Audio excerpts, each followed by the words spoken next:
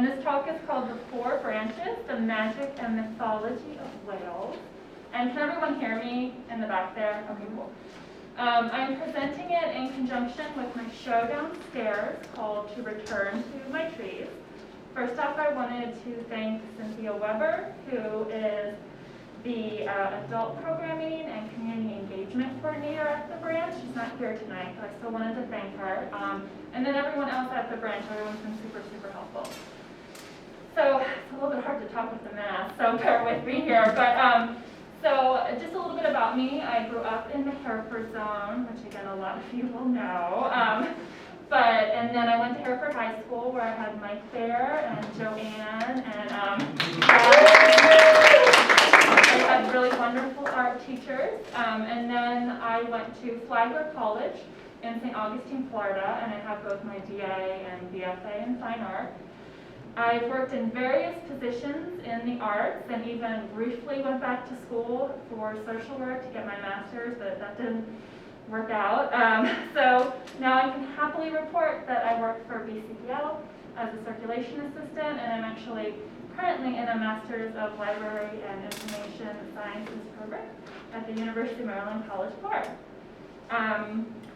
So this talk will be focusing on my exploration of Welsh stories and mythology, both before, during, and after my time as an artist in residence at a place called CreateSpace Wales, which was in, or is in, Berwick, Wales. I was an artist in residence for 3 weeks in February of 2020. So there are many, many, many stories in Welsh history and culture. This is definitely not meant to be a survey, but these are just ones that have inspired me in some way.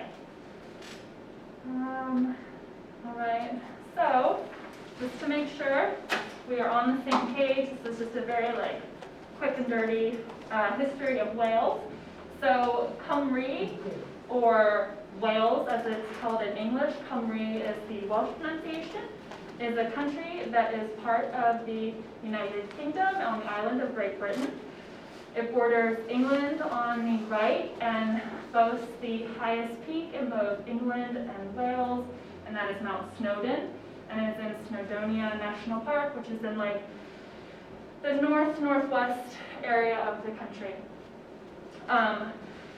So in prehistoric times, tribes of British Celtic speakers inhabited what we now know as Wales.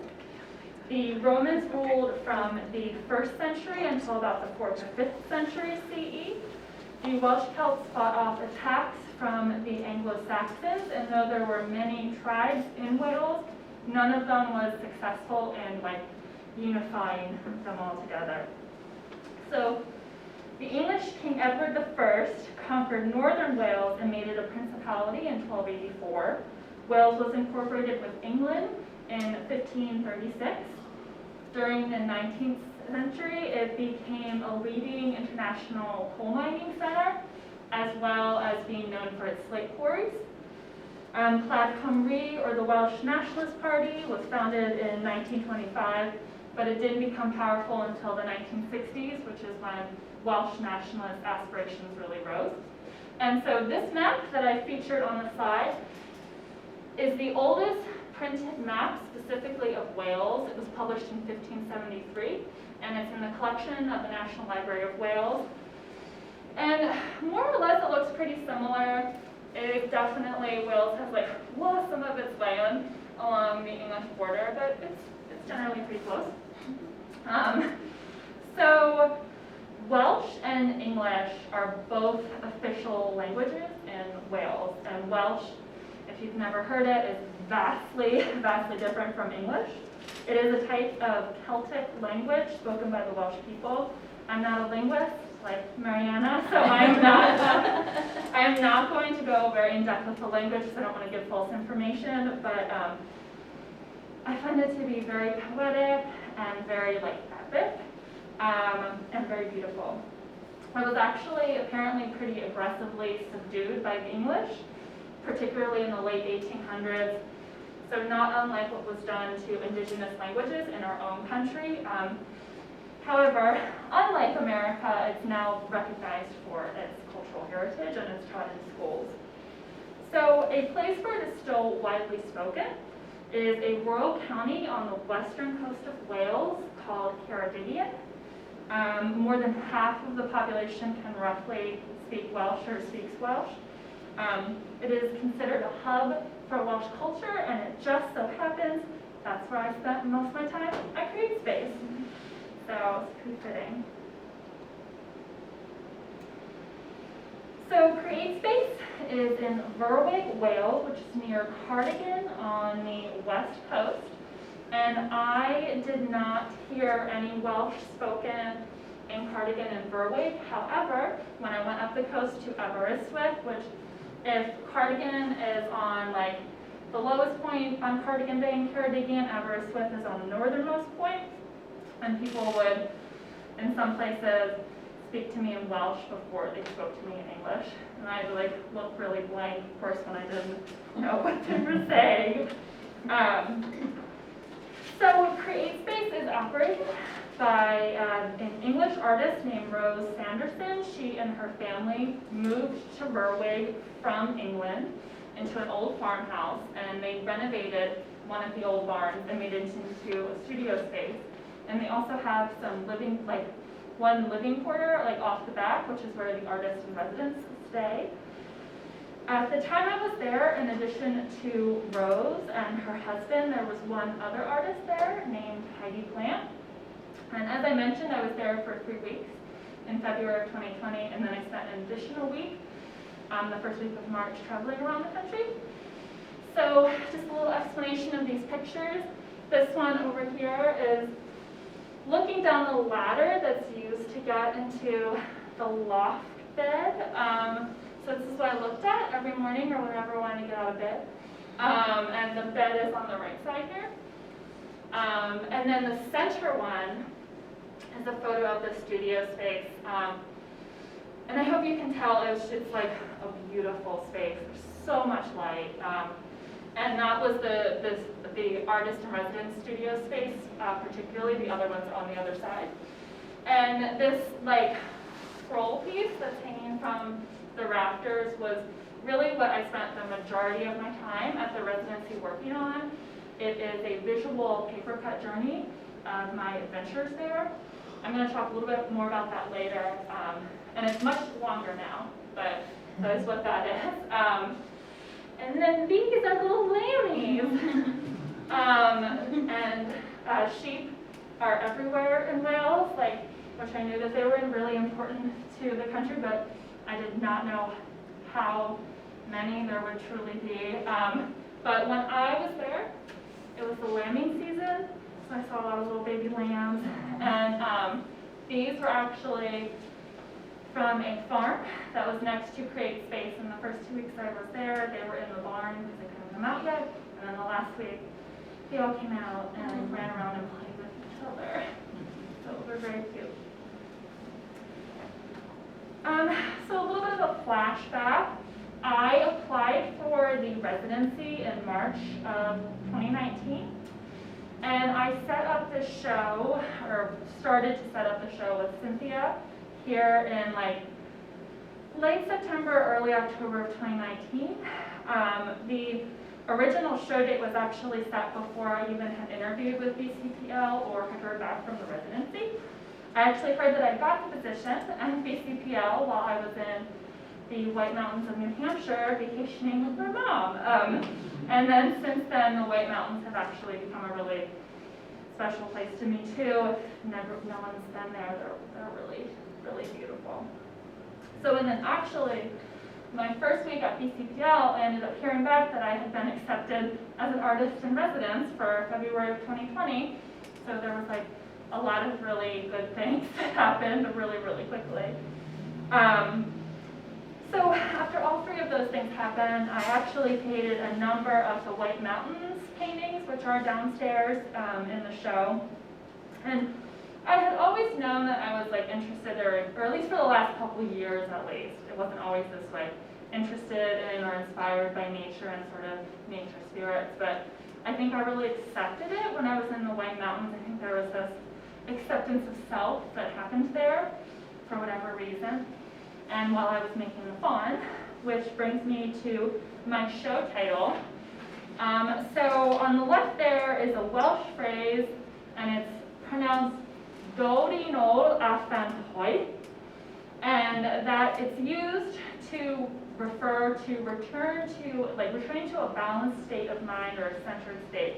But it literally translates to English as to return to my trees, which I just thought was really, really beautiful. That's an example of the beauty that the language has. So, and I actually heard about the phrase because a couple of years ago, my friend reposted on social media, there is an English nature writer named Robert Macfarlane, and one of his big areas of interest is bringing back these sort of lost phrases, especially, I guess in the UK, because he's from England. And I've actually pulled some of his books, and they're on display in the back there, as well as others that relate to this talk. If you're interested in checking it out, I really recommend it. He's an amazing author.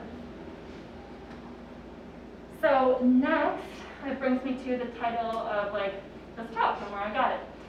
So the Mabinogion or Mabinogi are early prose stories of Welsh literature. They are heroic tales of pre-Christian Celtic mythology, some of which do feature King Arthur, though he's depicted probably more accurately as a warlord in these stories as opposed to the very romantic, chivalrous hero that we know today.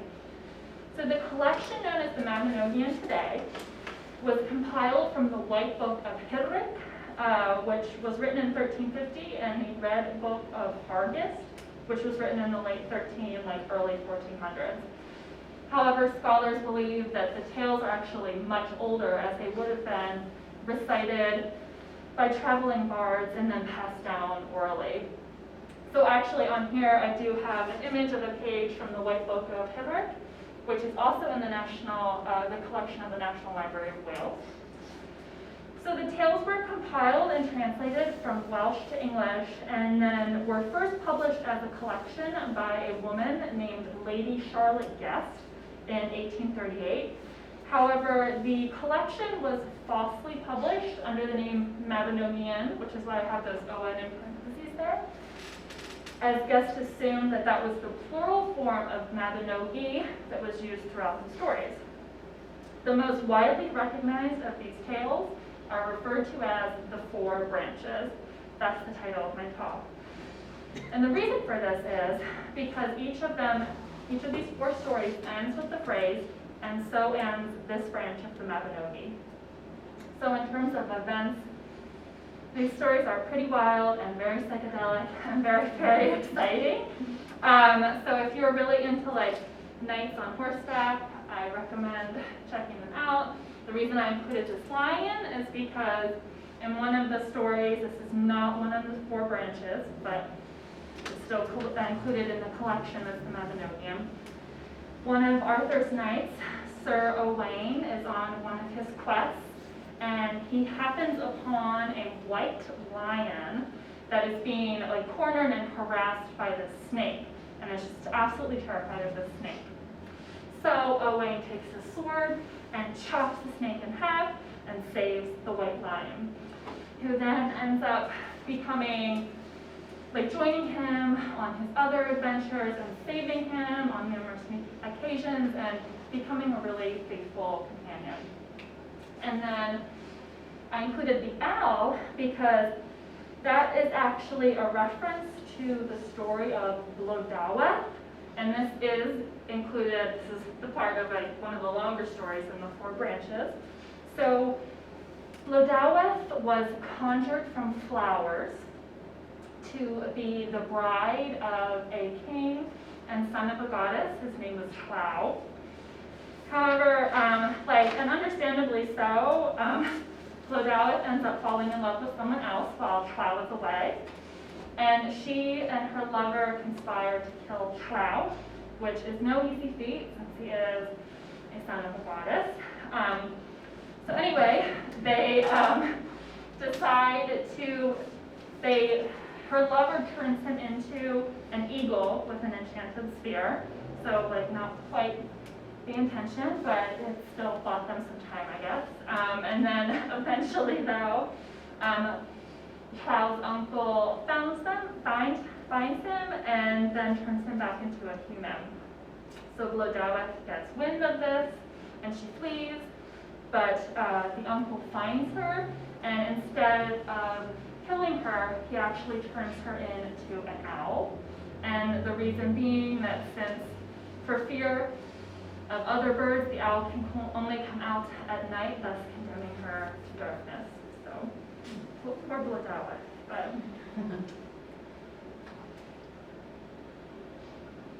alrighty. So while we are talking about flying things, it's pretty imperative to talk about the red Welsh dragon, or Ibrahim Goch, as it's pronounced in Welsh. So the flag, all the way on the left, is a picture I took when I was in Aberystwyth, and that is the current day flag of Wales, and that was incorporated in 1959, but there are examples of dragons being used on Welsh heraldry in pre-Roman times. And then below it, I don't know, I think everyone should be able to see this, but this little logo down here, that is actually the current logo for the Welsh government. They did a rebrand a few years ago, and it was designed by Smorgasbord Studio. And the reason that I included this is I had a layover in Amsterdam, and on my flight and bus ride from Amsterdam into Cardiff, I met the creative director of the studio, and I ended up talking to him. So, I don't know, that felt very serendipitous to me, and it was pretty cool. Yeah.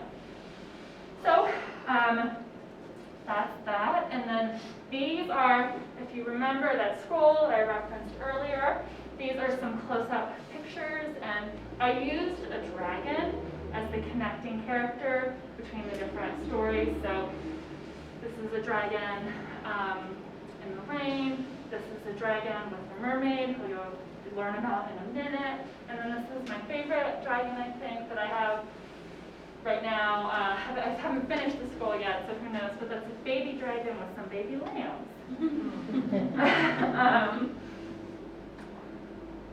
All right, so the story behind the Red Welsh Dragon begins in the Mabinogi. So the story is, there are two dragons fighting in Wales, the red Welsh dragon and the white English dragon. Apparently their shrieks are so loud that it's causing women to miscarry, animals to die, and plants to become barren. So obviously something has to be done about this. So the dragons are eventually subdued by tricking them into drinking a huge pit of mead, and then they're subdued and they fall asleep, and then they are buried, and the hill, it's like larger than a hill, but it's not a mountain, I don't know what to call it, but anyway, for lack of a better word, I'm going to use hill, that's formed over them, comes to be called Dinas Emrys, and it's in Eryri, which is how you pronounce Snowdonia in Welsh. So that ends the Mabinogian portion of the story. We pick up later on with a guy named King Vortigern, who, if he did exist, is thought to have lived as a warlord during the 5th century. So anyway, he finds his way to this area in Snowdonia to build his castle. However, the first 3 attempts that he makes to start construction, all his materials disappear over the course of the evening, and no one knows where they go.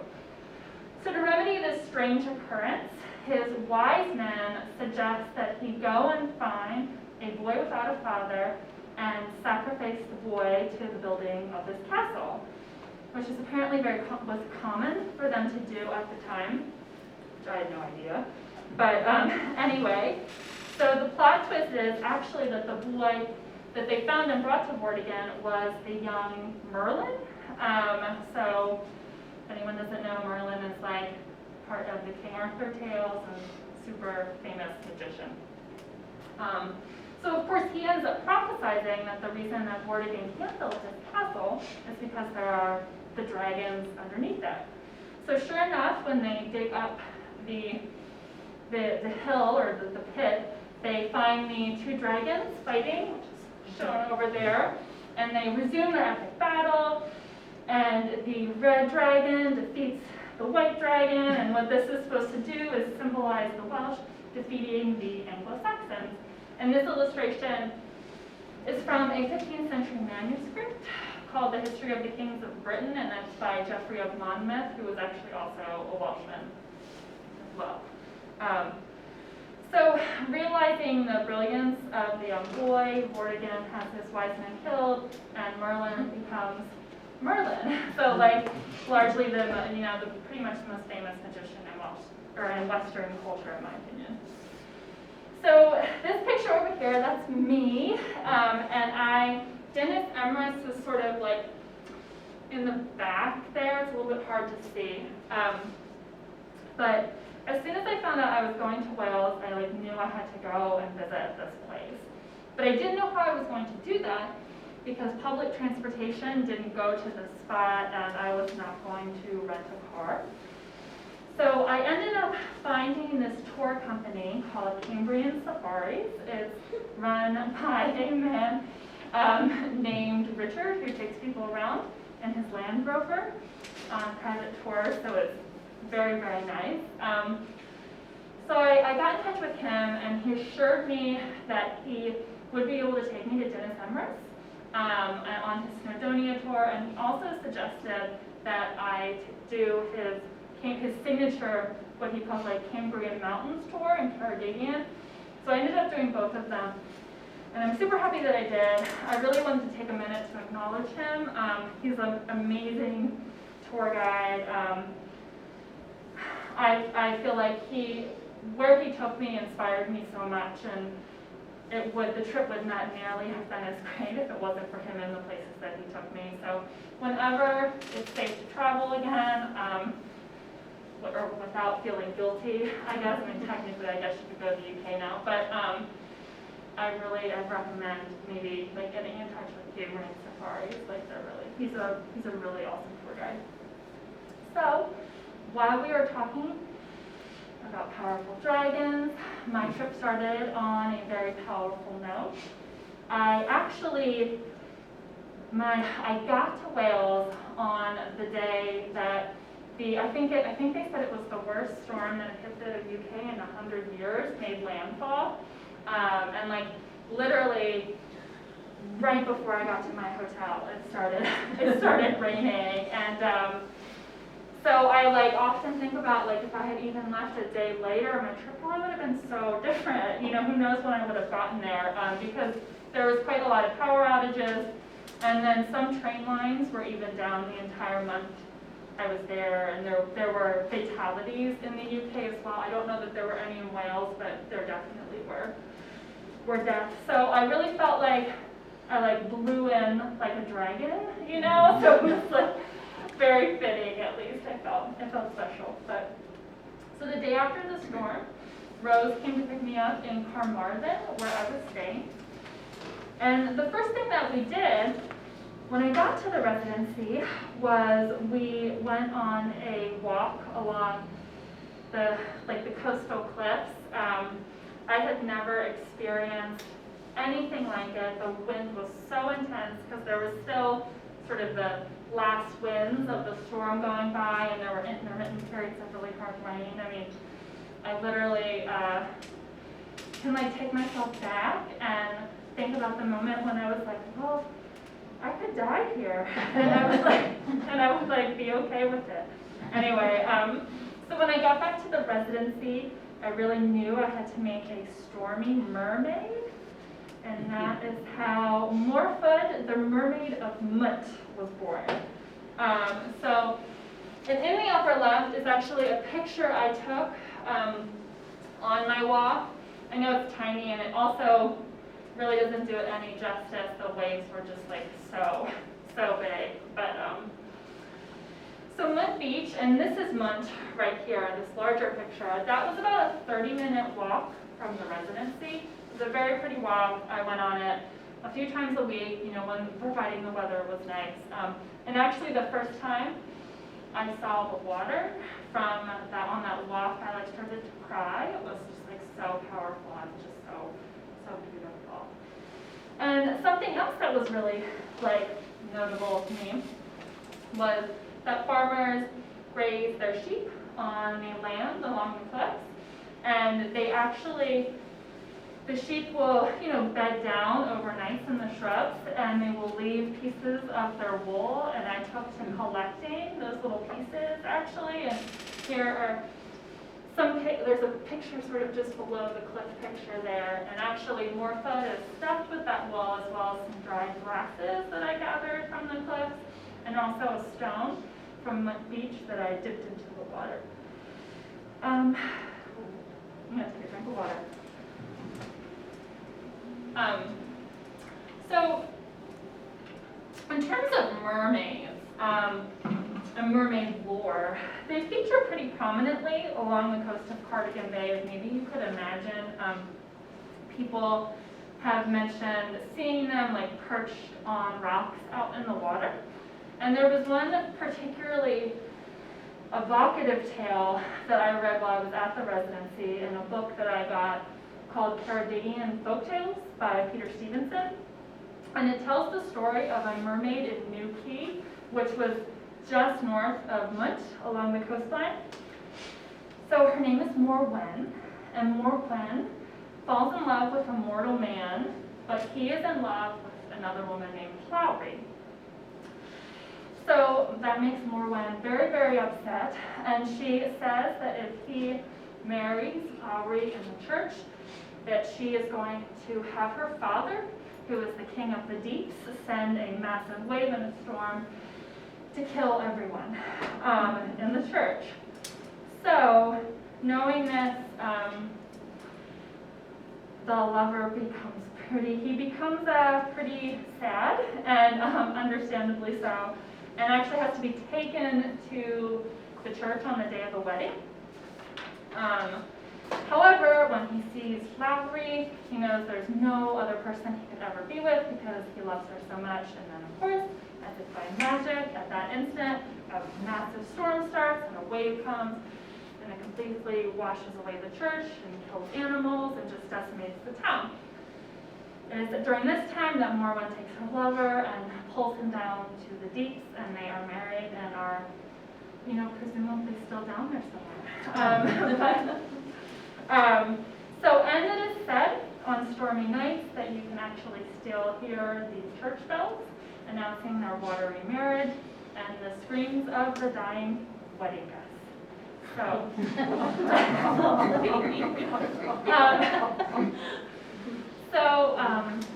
Morwen is definitely not as vengeful as Morwen, but she has a little bit of a jealous streak too. So.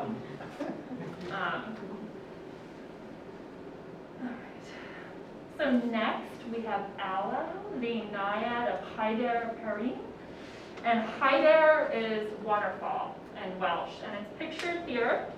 On the left, that's Hyder Perrine, and it's in the Hafod Estate in Ceredigion. And that is one of the places that Richard took me on during our Cumbrian Mountains tour. So Ala means melody in Welsh, and I wanted to name her this because her waterfall in the surrounding area was very melodious. A naiad is a type of nymph in Greek mythology that inhabit streams, rivers, springs, wells, fresh water. And I've always felt close to this type of being for whatever reason. So when Richard took me here, I just felt like I had met her, I had met some sort of being when I was there.